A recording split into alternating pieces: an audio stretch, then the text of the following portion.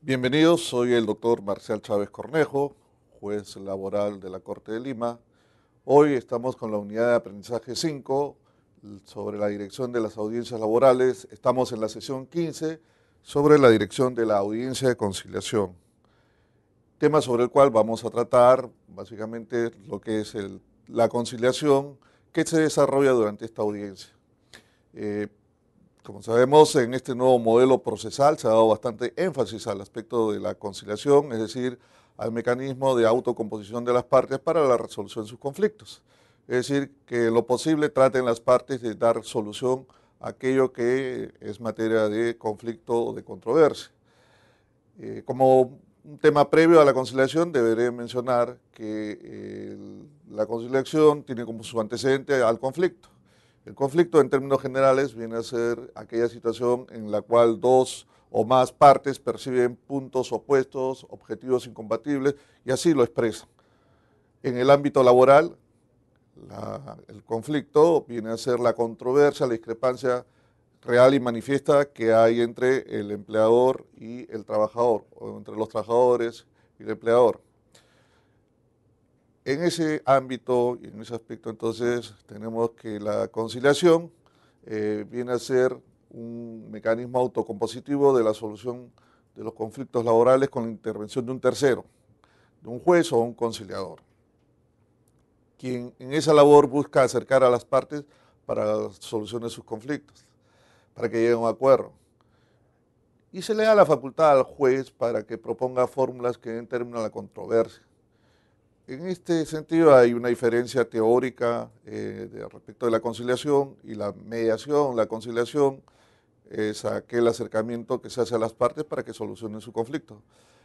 Y la mediación, una vez que las partes han dado su punto de vista, es potestad, facultad del mediador que exprese su punto de vista, su propuesta alternativa de solución,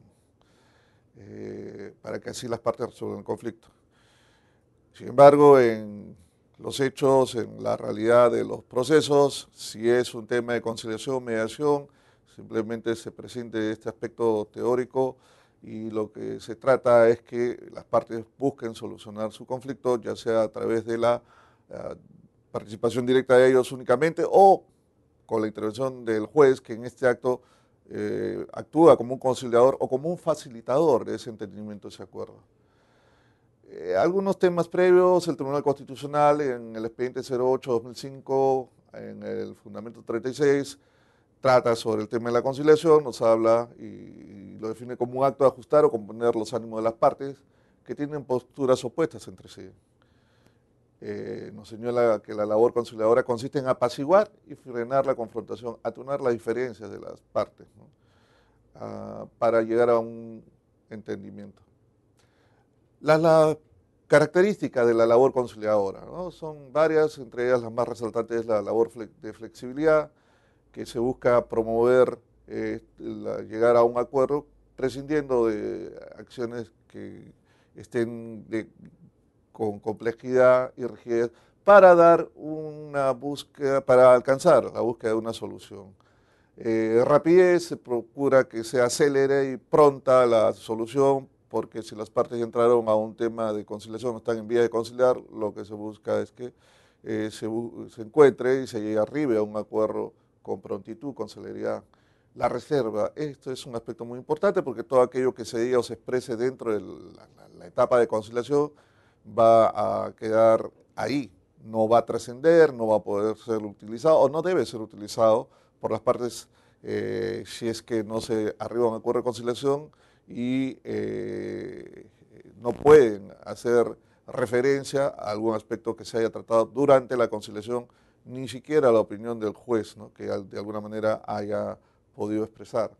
Decisividad, que es aquella que se promueve en aras de alcanzar un acuerdo que suponga la solución encontrada por las partes, produciendo los efectos homólogos a una sentencia, ¿no? Equivale a una sentencia con la calidad de cosa juzgada.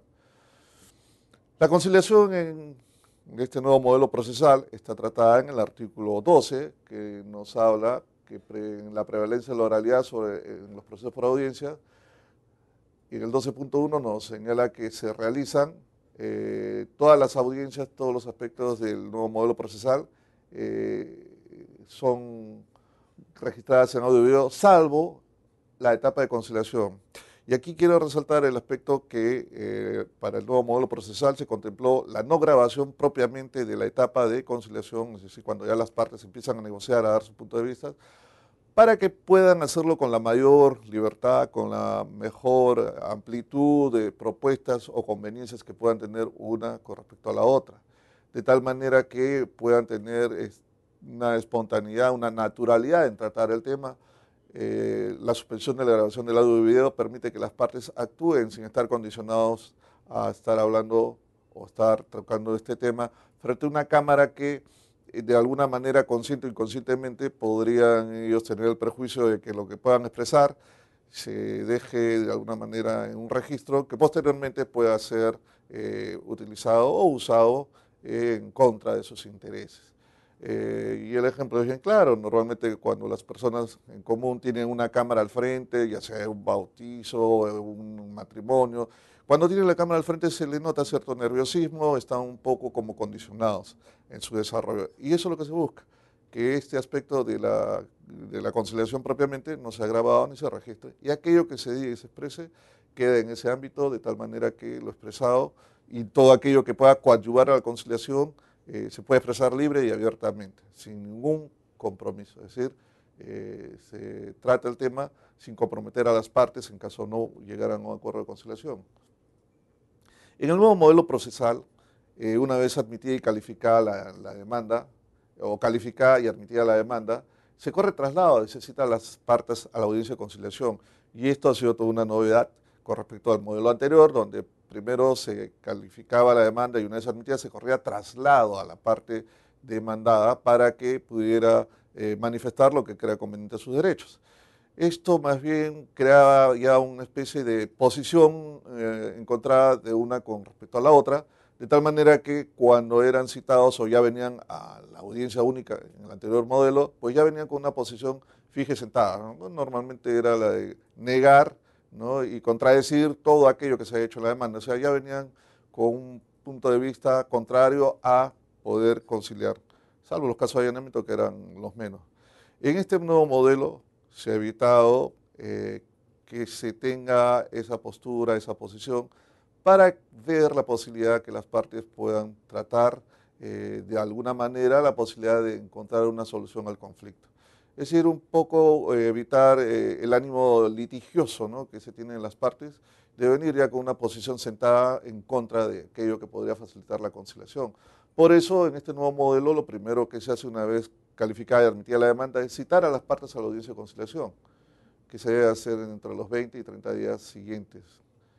El desarrollo de la audiencia de la conciliación, según el artículo 43, en el inciso 1, es la acreditación de las partes o los apoderados. En caso que el demandante no asista, el demandado puede contestar la demanda. Bueno, en ese caso se frustraría la posibilidad de conciliar en un proceso determinado.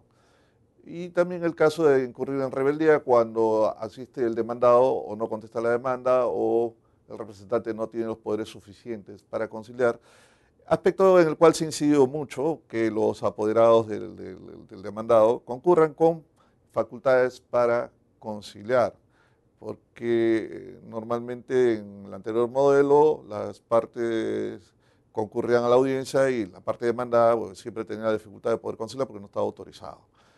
Hoy día, o no tenía dentro de sus poderes la facultad para poder conciliar.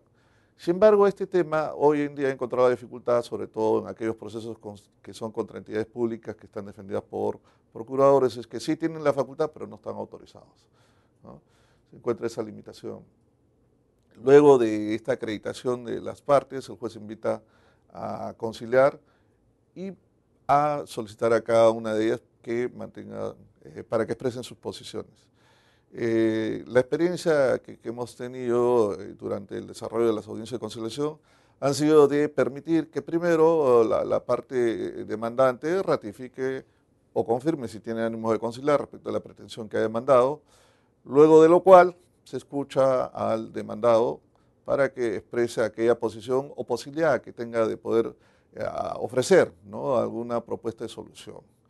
A este respecto, debo hacer presente que existe un protocolo de la audiencia de conciliación desarrollado por el ETI laboral, que de alguna manera da pautas a seguir en diferentes casos, en diferentes temas, para poder tratar el tema de la conciliación, que resulta importante, pero lo que resulta más útil, más aún, es el entrenamiento que puedan tener sobre todo los magistrados, los que están a cargo de la conciliación, que para este caso propiamente actúan como facilitadores, no propiamente como jueces, ¿no?, sino como aquellos que están propendiendo y buscando a que las partes lleguen a un punto de entendimiento y un acuerdo. La conciliación, según este artículo 43, y ahí es donde radica más el reforzamiento que se ha dado a esta figura de autocomposición, es que las partes pueden prolongar lo necesario hasta que se dé por agotada la posibilidad de conciliar. Cuantas veces sean necesarios, teniendo en cuenta que no debe ser en un lapso no mayor a un mes, esto en tanto y en cuanto la carga y la programación de audiencias lo permitan. El artículo 43 contempla en este inciso o en este párrafo que si las partes llegan a una solución parcial o total del acuerdo, se deja constancia del mismo y el juez ordena el cumplimiento de las pretensiones acordadas, ¿no?, establecidas por las partes en su efecto en plazo de 5 días. Normalmente lo que hacen las partes cuando concilian es dar por zanjado el tema y plasmarlo en el acta respectiva con la puntualización de los aspectos que se están acordando y para ya no diferirlos, de tal manera que el cumplimiento se da en los plazos que las mismas partes establecen. Por ejemplo, el pago de algún beneficio social o algún monto reclamado se programa a veces con una cuota inicial o con un monto inicial y con pagos en cuotas de 2, 3, 4, según lo convengan las partes, pero todo queda establecido ya en la respectiva acta. El aspecto que contempla el inciso tercero de este artículo es en caso de haberse solucionado parcialmente o no haberse solucionado, el juez precisa las pretensiones que son materia de juicio, esto en tanto y en cuanto no se solucione.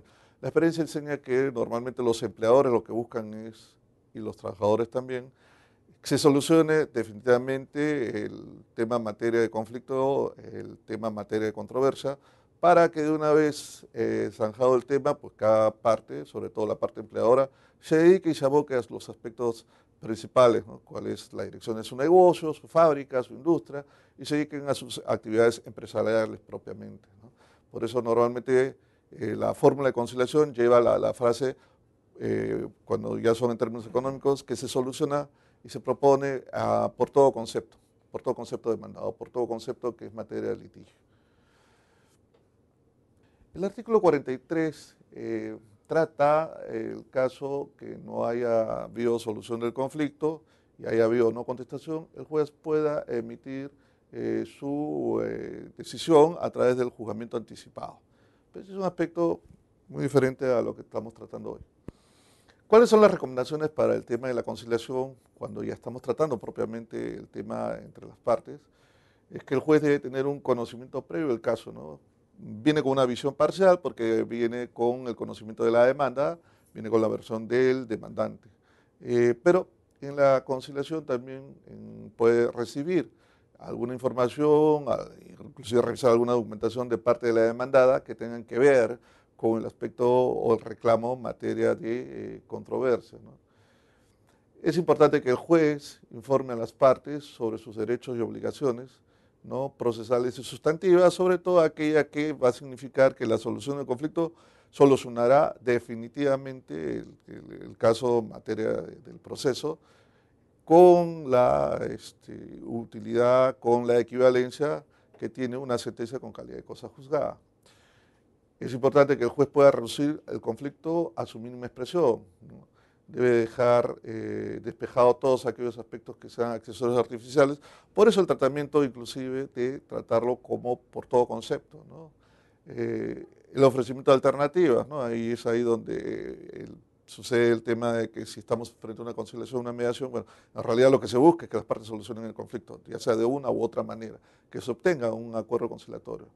Algunas advertencias referidas básicamente al caso de incumplimiento, ¿no? ¿Qué sucedería si luego del acuerdo conciliatorio las partes incumplen sus obligaciones, sobre todo el empleador o el que tiene que hacer el pago de algunas de las obligaciones, se le hace saber, inclusive se contempla dentro del acuerdo conciliatorio, cuáles serían las especies de penalidades en las que incurriría, ¿no? O las multas o sanciones que acarrearía el incumplimiento, ¿no? Y es muy importante tener soluciones imaginativas, ¿no? Aspectos que puedan coadyuvar a que las partes acepten y lleguen a un acuerdo conciliatorio. Es importante que también se les informe a las partes previamente los alcances y fines de la audiencia, qué es lo que se busca y qué es lo que se tiene.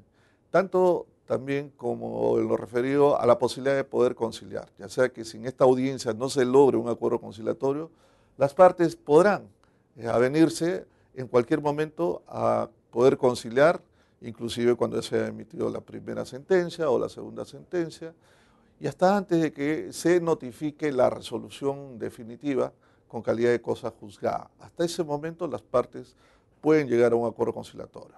Ese es el refuerzo y la característica de este nuevo modelo que ha traído como novedad que las partes puedan conciliar hasta antes, ¿no? Como he mencionado, que se notifique una resolución con la calidad de cosa juzgada, que no acontecía, ¿no? En el modelo anterior, porque una vez se emitía la sentencia ya no era posible conciliar. Hoy día sí, mientras la sentencia no sea firme, se puede conciliar. La confidencialidad y reserva de lo señalado durante la audiencia, ¿no? Como he mencionado, todo lo que se diga, todo lo que se discuta, todo lo que se mencione durante la conciliación, propiamente durante la etapa de la conciliación, no debe trascender, no debe ser mencionado, no debe poder plasmarse en algún documento posterior, ¿no? Si en caso no se llega a un acuerdo de conciliación. Es importante reducir la litis a términos económicos, es decir, hablar a términos económicos concretos, ¿no? Plantearlo y cuantificarlo de alguna manera, en aquellos casos que sea posible, de tal forma que se puedan manejar cantidades, cantidades más, cantidades menos. Eso va a ser materia del acuerdo de conciliación o va a ser materia de la negociación, como se diría, ¿no? Hay que evitar el diálogo o manifestaciones entre las partes que no coadyuven a la conciliación. Y acá hay un aspecto muy importante que quiero mencionar por la experiencia que hemos tenido, que cuanto menos intervengan los abogados para llegar a un acuerdo conciliatorio, va a ser muy útil. Inclusive, solamente se les permite la intervención para coadyuvar, para ayudar, para propender a llegar a un acuerdo conciliatorio, porque si su intervención va a ser para fijar posiciones, para hacer interpretaciones legales, pues van a entorpecer la probable conciliación que puedan llegar las partes. Por eso es muy importante que su participación y la de cualquier interviniente durante la conciliación sea para coadyuvarla, para facilitarla, para concretarla, para realizarla. Para eso también es importante que los mensajes sean breves, precisos y claros, ¿no? Para poder tener los acuerdos conciliatorios. Y la posibilidad de posponer la audiencia, tal como se ha hecho, a fin de que las partes puedan llegar a un acuerdo de conciliación. Es muy importante que en todo momento el juez o el facilitador que está haciendo de conciliador sea neutral, exprese posiciones que no tengan que acercarse mucho a una u otra parte, ¿no? Y para ello es importante el uso de las técnicas que se tengan, ¿no? El parafraseo es muy importante, es decir, volver a repetir lo que cada una de las partes ha dicho para dejar en claro cuál es la propuesta que se está dando y cuál es la contrapropuesta que se está expresando, para que las partes queden y tengan con claridad aquello que se está tratando. Muy importante la colaboración activa de las mismas partes en la búsqueda de la fórmula de conciliación, ya sea que traten inclusive de expresar en un caso donde ha habido un despido arbitrario y donde se está demandando la indemnización, si en caso puede ser posible que haya una disculpa, es un desagravio público, o que se pueda consignar el acuerdo conciliatorio, es cualquier posibilidad que puedan dar las partes que coadyuven a la conciliación. Evitar la desigualdad o el desbalance de poder entre las partes, de tal manera que cada quien trata el tema en una situación que ambos lo que están buscando es solucionar el conflicto, ¿no? Y evitar cualquier situación que pueda empoderar a una u otra parte en esta situación de la conciliación. Importante traducir y transmitir información entre las partes, todo lo necesario y todo lo que sea útil para el acuerdo de conciliación. Aclarar cuáles son las cuestiones y los temas en conflicto y disputas para que las partes tengan en claro y tengan conciencia de la posición que están asumiendo y que puedan resultarles beneficiosas para el acuerdo de conciliación. Y por demás está decir que no se debe dar por agotada la instancia conciliadora, porque como decimos, es abierta y puede realizarse hasta después inclusive que se emita sentencias, siempre y cuando no se notifica aún la resolución que tenga la calidad de cosa juzgada. Es importante también desarrollar el test de disponibilidad, ¿no? El artículo 30 de la ley, de la nueva ley procesal del trabajo, señala que todo acuerdo conciliatorio tiene que pasar por el test de disponibilidad de derechos, que implica que el acuerdo, en primer lugar, debe versar sobre los derechos nacidos de una norma dispositiva, es decir, que no deben ser ni legales ni constitucionales, no provenir de fuente constitucional ni legal, sino de norma dispositiva, debiendo el juez verificar que no afecte derechos disponibles. Debe ser adoptado por el titular del derecho. Y aquí tal vez pueda dar un alcance de experiencias que se han tenido donde la conciliación ha sido llevada a cabo por el apoderado del trabajador, del demandante, que a pesar de que contaba con facultades, pero debería de realizarse el acuerdo conciliatorio con la presencia de intervención propia del trabajador, del demandante. Se han logrado acuerdos conciliatorios a pesar de que ha intervenido el apoderado, pero quedando y condicionando la validez de este acuerdo a la intervención del trabajador, del demandante, para que ratifique el acuerdo conciliatorio al que se ha arribado, de tal manera que se da cumplimiento a este test de disponibilidad con la intervención posterior que se tenga del trabajador, del demandante. Y debe haber participado el abogado prestador de servicios del demandante. Acá es importante tener en cuenta que hay casos y hay procesos que de hecho no requieren la intervención de un abogado. Sin embargo, dada la urgencia y sobre todo dando lo clamoroso del reclamo que se tiene de estos aspectos que son para montos que está establecida en la norma, eh, menores a 50 URPs, se permite que el trabajador actúe sin la intervención del abogado. La superación tal vez de este requisito sea que el trabajador pueda renunciar, ¿no?, en ese acto de hecho ya lo hizo, a la intervención de un prestador de servicios, ¿no?, de un abogado. Con lo cual se cumpliría este requisito cuando así lo exprese claramente el demandante de que renuncia y prescinde de la intervención del abogado para que su acuerdo conciliatorio sea válido. Hay situaciones que dificultan la conciliación. Por ejemplo, cuando en aquellos casos los empleadores tienen asesores que están más preparados o están mejor preparados o están bien preparados, mientras que se ve en los casos de los trabajadores, los asesores dedican menos tiempo al caso porque tienen infinidad o porque tienen diversos casos, inclusive corren de una audiencia a la otra, que suele suceder. Entonces los trabajadores, inclusive cuando se autorrepresentan, dificultan este aspecto de la conciliación. Y en cuanto al tercer requisito, es la de haber participado el abogado del prestador del servicio del demandante. En ese sentido, hay que tener en cuenta que hay procesos que se permite al trabajador intervenir sin la participación de un abogado. En esos casos sería válido el acuerdo cuando el trabajador o el demandante exprese claramente que renuncia al patrocinio de un abogado, porque de hecho ya lo hizo cuando intervino el proceso sin la presencia de un abogado, con lo cual se daría cumplimiento a los requisitos del test de disponibilidad de derechos para obtener un acuerdo válido de conciliación. Hay situaciones que dificultan la conciliación. Por ejemplo, en los casos en que los empleadores están asesorados con abogados que vienen con mayor preparación o vienen bien preparados para tratar los casos en materia de conciliación. Y en el caso de los trabajadores, están asesorados por abogados que dedican más tiempo o menos tiempo al caso, dado que están con mucha carga o mucha labor o inclusive tienen audiencias pendientes a las que tienen que concurrir en forma inmediata. Y en aquellos casos donde se permite la autorrepresentación, es decir, que interviene el demandante, el trabajador, sin la participación de un abogado. En ese sentido, tenemos en cuenta que la ley permite la autorrepresentación, es decir, la intervención del trabajador, del demandante sin abogado, en los casos cuando la demanda no llega a un monto de 10 URPs.